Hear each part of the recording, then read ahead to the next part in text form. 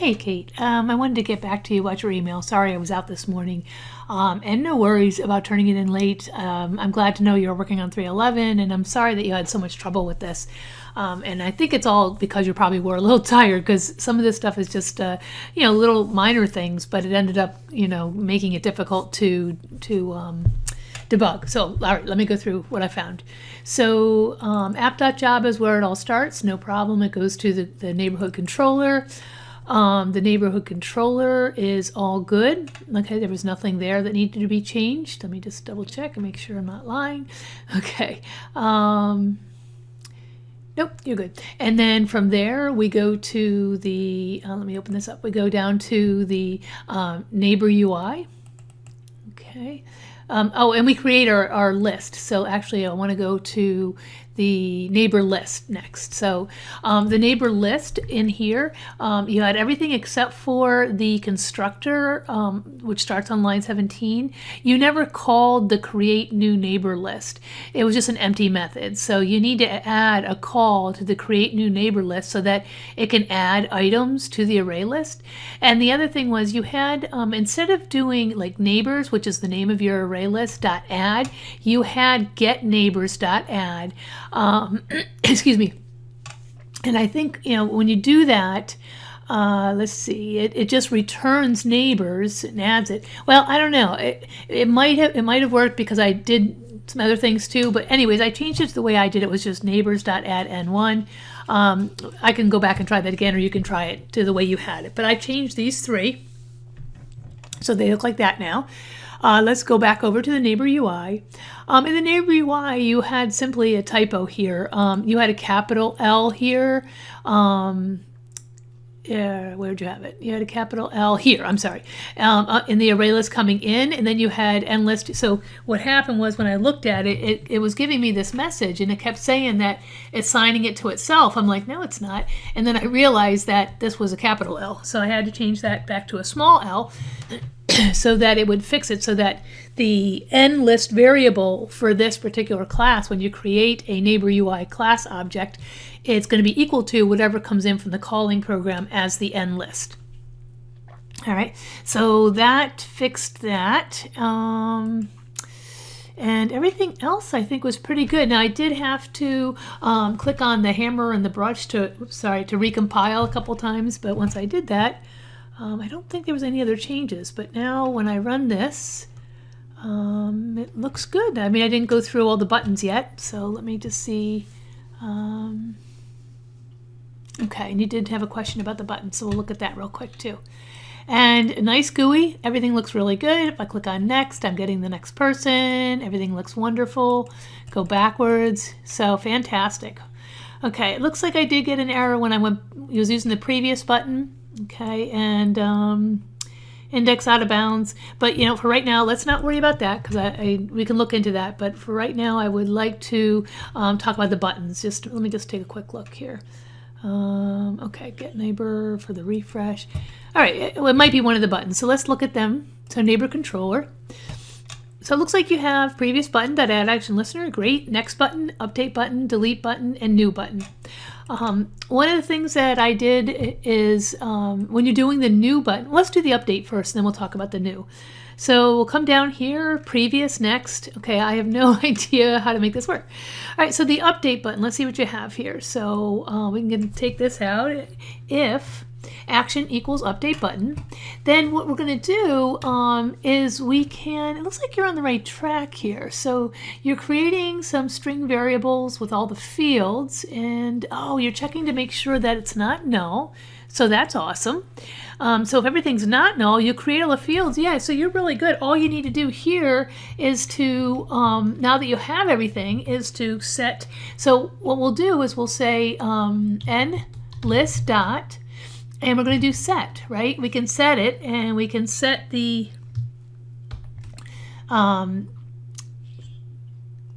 we'll use the current neighbor to get the right position. Actually, there's two ways we can do it, but let's do it this way. So current neighbor, and then we can set it to a new value of the of the neighbor. So we can just, what we can do is let's go ahead up here and let's just create a, so is it just neighbor, I think? I think it was lowercase, right? N-E-I-G-H-B-R, neighbor, and we'll just call it new neighbor equals new neighbor. And I'll pass it this information. I don't know if this is the right order, so let me just look at the neighbor class real quick. Looks like a login password. Yeah, so that will work. Let's go back over. And so we'll do like you have here, because login 1, comma, password 1, comma, first name 1, comma, last name. There's a couple different ways to do this. You could delete the one that was there and add a new one. We're just doing a replace. We're replacing the one that was there with the one we're creating. And the other thing you can do is you could just get the object at that position and then set the values to the right values. So let me see if I have that right. Whoops, lowercase n. Sorry. And then, so instead of element here, we're just going to do neighbor. Oh, new neighbor, sorry. That's what we called it. We called it new neighbor. All right, and let's see, what did I miss? Oh, I might have the wrong number of constructors. So login, password, first name, last name, email, phone number. And it looks like I need login, password, first name, last name, email, and phone number. And they're all strings. Let me just, okay. It says new suitable constructor found.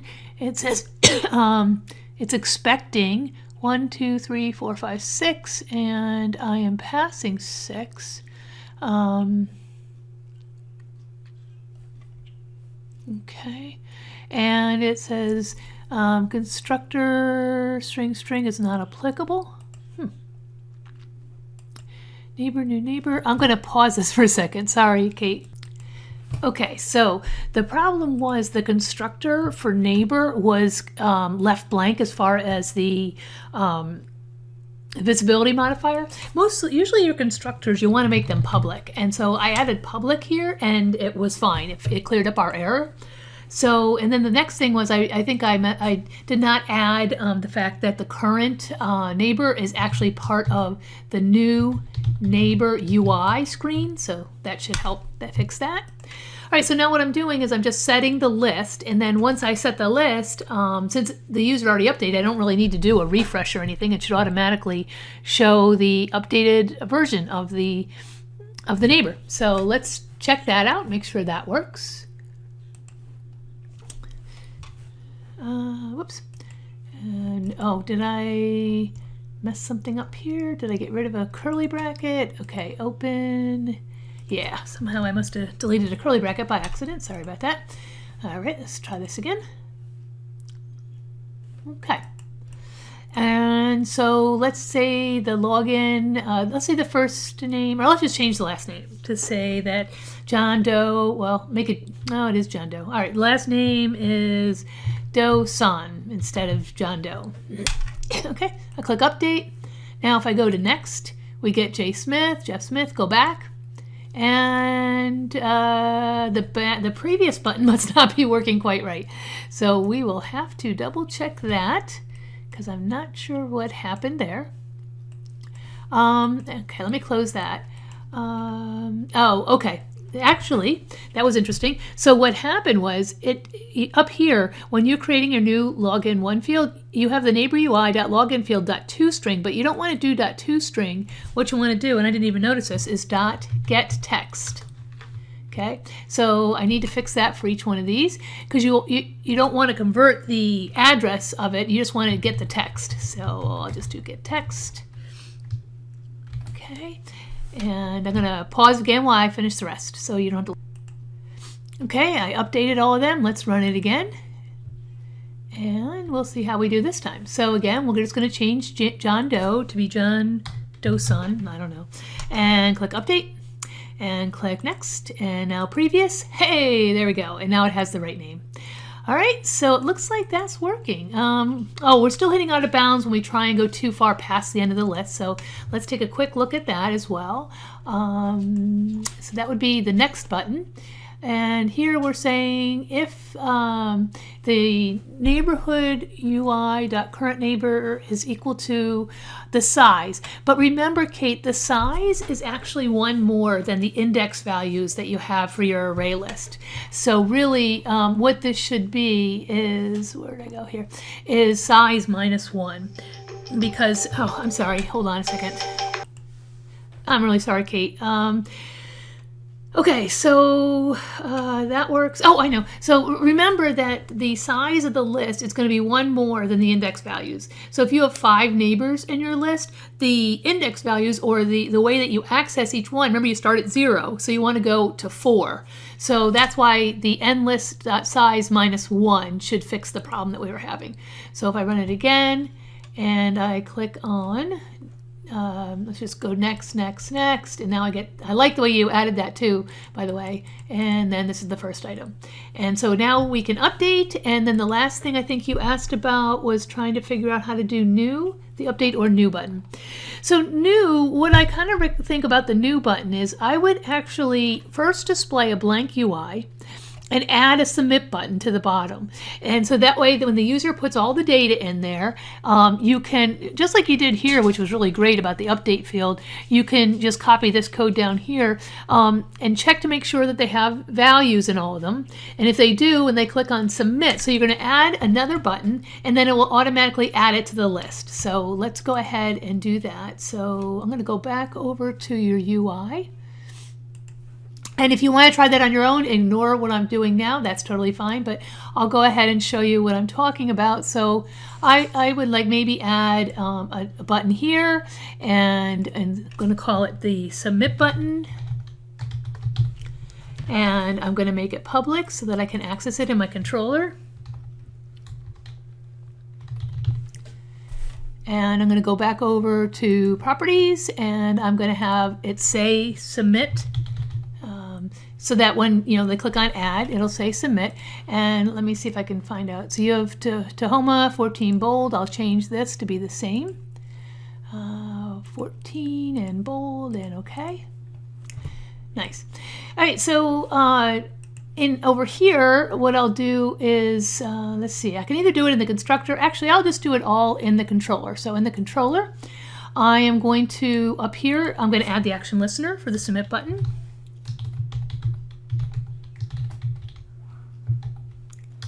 Add action listener. And then the other thing I'm going to do is I'm actually going to change it to be not visible, and so that it only is visible when the user clicks on the add. So I'll click on the submit button, set visible to false. And then what we'll do here is in the part where they're going to add a new neighbor, okay, a lot of the code is like the update, okay, so when they're going to do that, then I'm going to, just like you have here, you're going to do endList.add. Don't forget it's an array list, so you don't have to worry about size +1 or anything like that. All you have to do is add the new neighbor. So I'm going to create a new neighbor object, but I didn't do that yet. But that's what you're going to do. And endList, I believe, is a lowercase l, so you want to make sure that you do that. So if they so if they click on the new button, actually this will go down into the submit. So let's actually add that as well. So if action equals the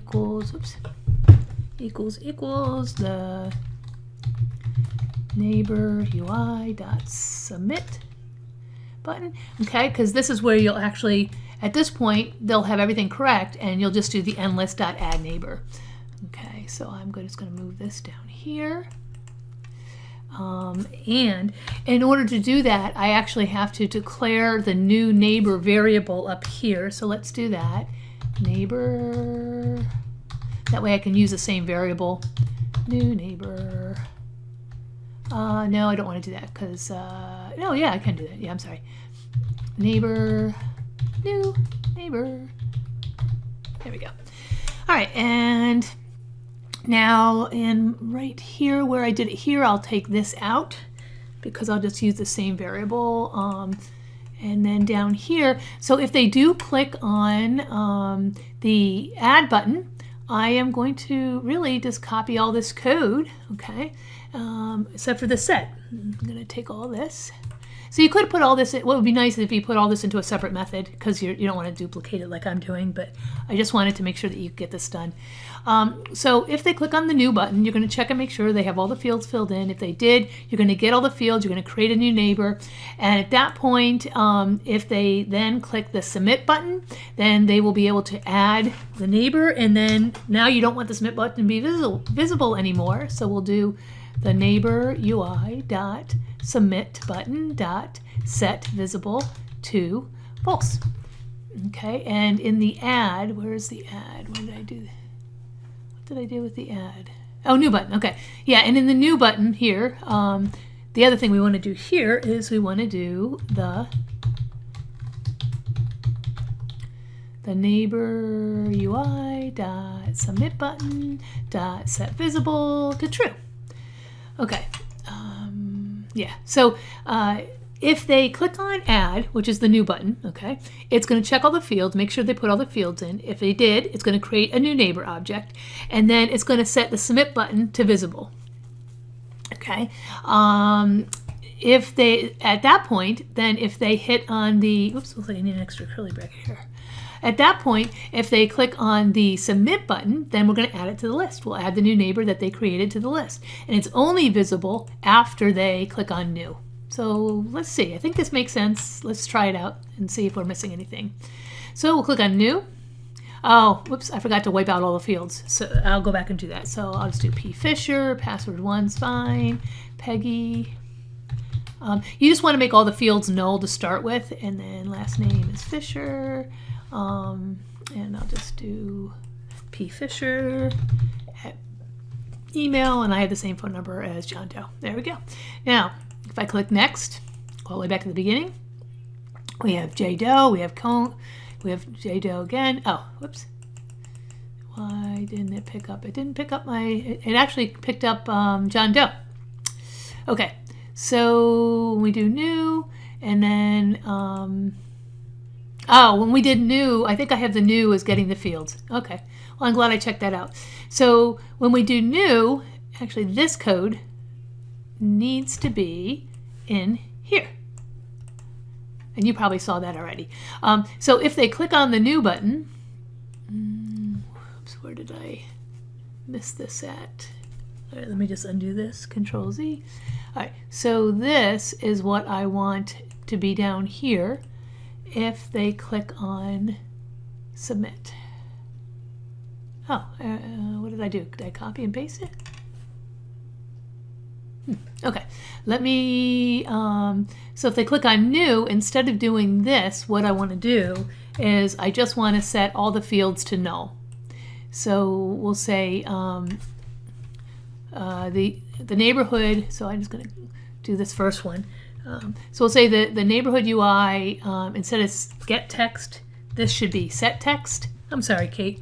And then double quote, do that for all of them. Okay, I'm just going to comment these out. We don't want to create a new neighbor in here, but we do want to make the submit button visible.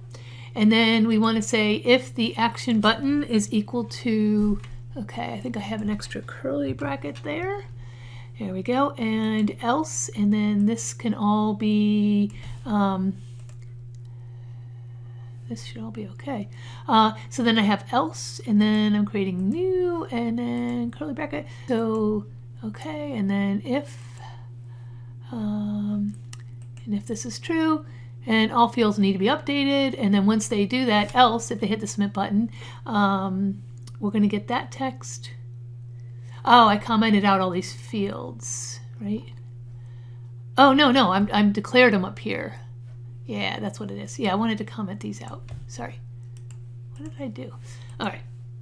There we go. And now, new neighbor is equal to, should be able to, is equal to, oh, why do I have endless.add new neighbor? Because that is a statement that needs to go there. And this needs to have a close parentheses and a semicolon. I'm sorry, Kate, I'm trying to do this too fast, and I'm making this movie very long. Anyways, let's see. Okay, that's the else, and that's the if, and this, and then do I need another one? Need a lot of them. That doesn't seem right. If action. Okay. So this curly bracket goes to there. This curly bracket goes to there. That's right. This curly bracket, no. This one does not belong here. This one belongs up here. Okay. And then this one, and then this one's probably extra. Nope. Okay, that goes there. Yep, that's right. And then I got another one, and then another one, and then another one. All right, let me just make sure that I don't, this should be part of the action performed. Okay, all right, let's try it. All right, Kate, so this time when I click on new, again, the only field that I commented out was this one, so let me just do Peggy, oh no, that's my login. We'll do P. Fisher, and we'll leave password 1, we'll do Peggy, Peggy Doe is fine, okay. And I'm just gonna click on submit, so that means that they added it. I'm gonna go to previous, it's the first item on the list, I'll go to next, next, next, next, there she is. Back, back, back, John Doe, next, next, next. Okay, so it looks like all of them are there. Now, I'm not sure why it came back. It was showing me the, when I clicked on previous, it thought it was at the first element, but I think you're okay. All right, Kate, sorry about the length of this. Good luck and let me know if you need any help.